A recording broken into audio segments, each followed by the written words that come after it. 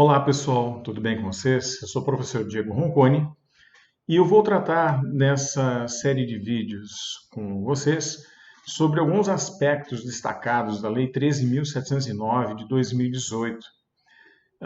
Essa lei ela trata sobre os dados pessoais, fala sobre tratamento de dados pessoais e ela vai entrar em vigor, em princípio, já está em vigor, na verdade, com relação a uma parte relativa à criação da Autoridade Nacional de Proteção de Dados, chamada ANPD, e o seu conteúdo, na verdade, vai entrar em vigor, em princípio, até dia 15 de agosto de 2020, se não houver, até lá, alguma prorrogação desse prazo em função das situações envolvendo a pandemia, né?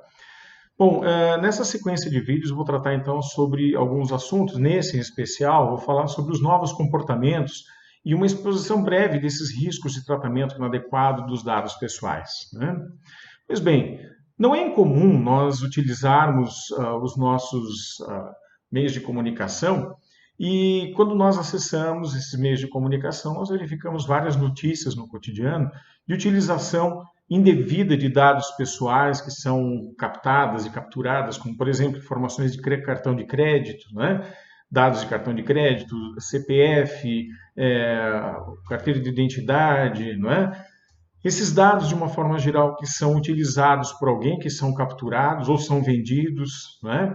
Então, como é que funciona essa proteção? O que que nós temos? Essa lei ela vem justamente com esse objetivo, de tentar trazer uma segurança muito maior para aqueles que são chamados titulares de dados, as pessoas que têm, portanto, esses dados de várias espécies, que nós vamos identificar mais adiante, e que elas têm o direito de, sim, serem protegidas.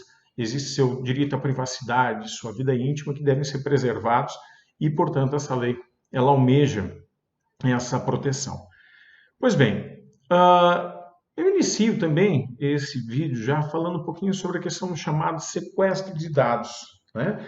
Também não é incomum nós ouvirmos notícias no nosso dia a dia do chamado ransomware. O que é esse ransomware? Ele é um crime cibernético no qual os hackers eles atacam e eles bloqueiam dispositivos e cobram o resgate, portanto, para devolver esse acesso às informações que eles hackearam, né?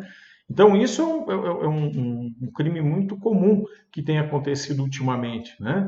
Então, nós precisamos encontrar mecanismos de segurança e de prevenção para que isso não venha a acontecer, né? Então, só para se ter uma ideia da gravidade dessas situações, por exemplo, em 25 de julho de 2019, uma quantidade que não é muito exata de consumidores da cidade de Joanesburgo ficou sem energia elétrica por conta de um ransomware que aconteceu, né?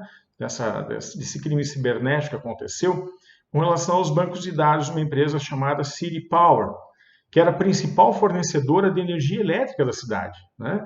E quando ela foi atingida por esse ransomware, esses hackers eles pediram aqui, eles criptografaram esses bancos de dados e exigiram um resgate, portanto, para que esses dados fossem liberados, né? Então, não só dos bancos de dados dos computadores, dos aplicativos, a rede de uma forma geral, né? E aí houve uma necessidade de reconstrução de todo esse sistema, né? Também em 2016, para se ter uma ideia, esses crimes cibernéticos eles atingiram aqui no Brasil 42 milhões e 400 mil pessoas e causaram prejuízo aqui no Brasil em torno de 10 bilhões e 300 milhões de dólares, só por conta desses dados, desses crimes, né, causados pela utilização inadequada desses dados pessoais, né? Ao longo de 2018 também, muitas empresas foram alvo de ataques de hackers ou se envolveram em polêmicas como roubos de dados, e roubos de dados muitas vezes que podem acontecer internamente da empresa, né? Funcionários que têm acessos muitas vezes àqueles dados pessoais vendem para terceiros, como oferecendo e-mails, por exemplo, e o e-mail é uma forma de dado pessoal também, né? Em muitos casos, os buracos nesses sistemas de segurança dos sites, eles resultam em violações desses dados, né? Que podem ter sido mal utilizados e então, como eu falei, vendidos, então, no caso, a terceiros, né? Os hotéis Marriott, por exemplo, a rede de hotéis Marriott, né, eles tiveram as informações de cerca de 500 milhões de clientes acessadas por hackers, né? E é um dos casos mais recentes aqui desse tipo de violação. Para a gente entender a gravidade dessa situação, é interessante vocês assistirem um documentário na Netflix chamado Privacidade Hackeada, né? E ali ele fala justamente sobre um movimento até que foi criado em torno disso, em torno dessa polêmica que envolve esse documentário, para a criação da chamada GDPR, que é a lei europeia que trata a respeito da proteção dos dados pessoais, né? Então ali a gente vai poder identificar como é que os dados pessoais eles têm sido utilizados, para qual finalidade, muitas vezes finalidades espúrias, finalidades de manipulação. Então é muito interessante assistir esse vídeo para a gente começar a ter uma ideia da gravidade da utilização desses dados. Nós temos que saber para quem nós vamos fornecer esses dados, para qual finalidade, qual a necessidade, né?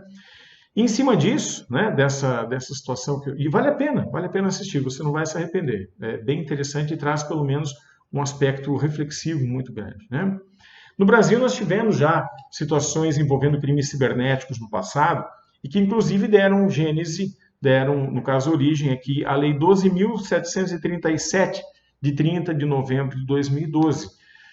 Essa lei é chamada de Lei Caroline Dickmann, que é a lei que trata sobre crimes cibernéticos, né? E nessa lei houve inclusão, por exemplo, do artigo 154A do Código Penal, que fala sobre a invasão de dispositivo informático, né? Também houve a inclusão do artigo 266, né?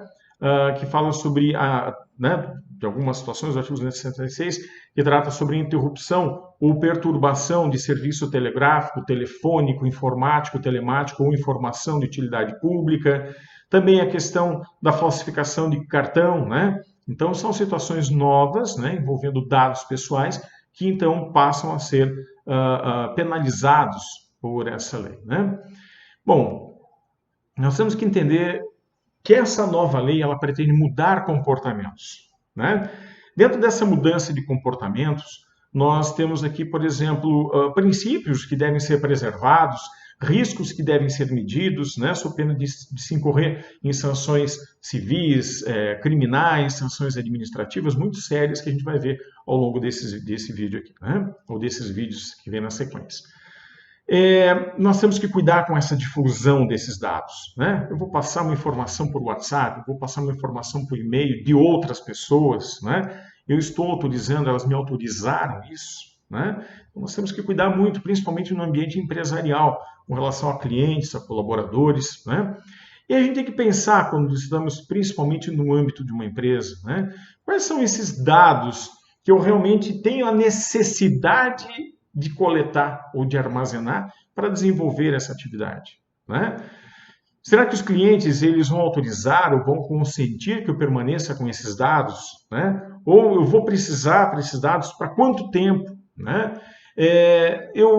Quais as finalidades desses dados? Eu tenho que identificar a necessidade e finalidade, né? A finalidade vai servir, bom, nesse momento aqui para fazer um cadastro prévio, né? As fases contratuais, vai ser uma fase pré-contratual, vai ter uma finalidade durante o contrato, vai ter uma finalidade pós-contrato, né? Então, essas situações nós temos que identificar e quais dados nessas fases vão ser necessários ser apreendidos, né? Para quem eu posso repassar esses dados, né? Como é que eu vou guardar com segurança esses dados para que não gerem esses problemas para os clientes da empresa, né? Eu tenho um encarregado específico para atuar como um canal de comunicação entre o controlador, entre o operador, entre o titular de dados e a Autoridade Nacional de Proteção de Dados. A gente vai ver depois como é que funciona, quem é essa pessoa, né? Esses dados estão atualizados. Eu estou abrindo canais para que essas pessoas que me forneceram os dados, elas tenham a possibilidade de ir lá e falar, olha, eu quero revogar a minha autorização, eu quero tirar os meus dados, eu quero que eles então autorize a permanência, mas quero que sejam mudados tais dados, né? Eu tenho a possibilidade de fornecer um relatório para essas pessoas. O que vai constar nesse relatório, né? Quem pode pedir esses relatórios? Bem, pessoal, isso são apenas alguns questionamentos e, como eu falo, uma mudança de comportamentos aqui no caso da sociedade, né?